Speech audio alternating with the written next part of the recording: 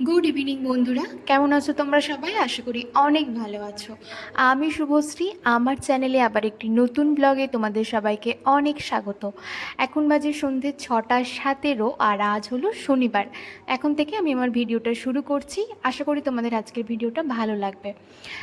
দুপুরবেলা থেকে মানে ওই 12টার থেকে এই ঘরের মধ্যে ছিলাম এসি চালিয়ে, কারণ আজকের ওয়েদার কালকের থেকেও আরও বাজে। একটুও হাওয়া দিচ্ছে না, আর পুরো একদম গুমোট। আর এখনও দেখো সন্ধে হয়নি, তবে আর কিছুক্ষণ পর হয়ে যাবে। তো এখন একটু নিচে যাব, কারণ অনেকক্ষণ উপরে আছি। আর কালকে বলেছিলাম না আমাদের দেশের পুজো, দেশের শীতলা পুজো, তো এই জন্য সকাল থেকে একটু ব্যস্ত ছিলাম। ভেবেছিলাম সকাল থেকে ভিডিওটা শুরু করব, কিন্তু সেটা হয়নি।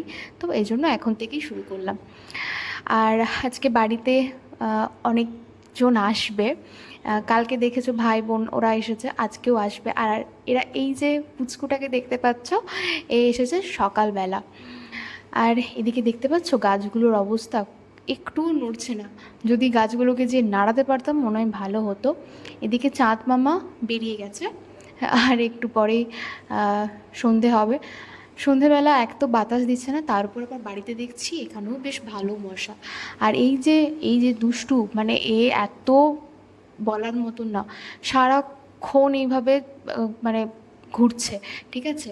আর এদেরকে প্রচুর গরম লেগেছে, আর প্রচুরই গরম, মানে নিচে এলাম তাতেও গরম। তো এরা এই জন্য ফ্যান চালিয়ে বসে আছে ভাই বোন। আর এই যে এই দুষ্টুটার মা, এই হলো দুষ্টুটার মা। মা এখানে সন্ধে দেখাচ্ছে।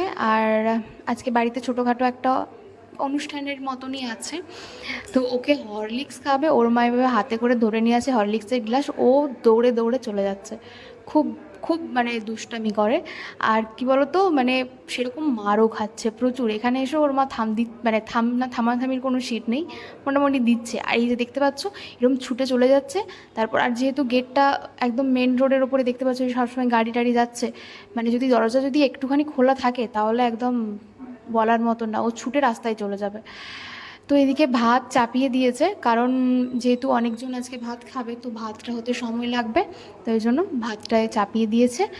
আর আজকে মন্দিরে যাইনি, মন্দিরে যাওয়ার সময় সময় থেকে বড় কথা মন্দিরে যাওয়া হয়নি। তো কালকে যাব, দেখি তোমাদের যদি কালকে মন্দিরে যাই তো তাহলে মন্দিরটা অবশ্যই দেখাবো। আর এদিকে হবে মশলা মুড়ি, তার জন্য এখানে দিদি শশা কেটে রেখেছে আর পেঁয়াজ কাটছে। আর ওখানে এক কড়াই সিমুই হয়েছে। সিমুইয়ের দিকে কারো নজর নেই, এখন সবাই মুড়ি খাবে, তবে আমি মুড়ি খাবো না। কিন্তু কি বলতো, এই যে সবাই মিলে খাওয়ার একটা আনন্দটাই আলাদা। তো সবাই মিলে আজকে বাড়িতে খুবই আনন্দ হচ্ছে, কিন্তু একটাই অসুবিধে, যে একটু যদি বৃষ্টি হতো, ওয়েদারটা যদি ঠান্ডা হতো খুব ভালো হতো। আর তোমাদেরকে একটা জিনিস দেখাই, দাঁড়াও। আমার ছায়াটা তো কত লম্বা লাগছে আমার থেকেও। এই যে দেখতে পাচ্ছ, এগুলো কি বলো তো? দেশি মুরগি। আমাদের এদিকে দেশি মুরগি পাওয়া যায়, এবং এটা হচ্ছে একদম অরিজিনাল দেশি মুরগি। যে মোরগগুলো, অনেক মোরগ আছে না লড়াই করে, তো এটা লড়াই করে না। এরাও লড়াই করে, ভুল বললাম, এরাও লড়াই করে। তো একদম অরিজিনাল দেশি মুরগি।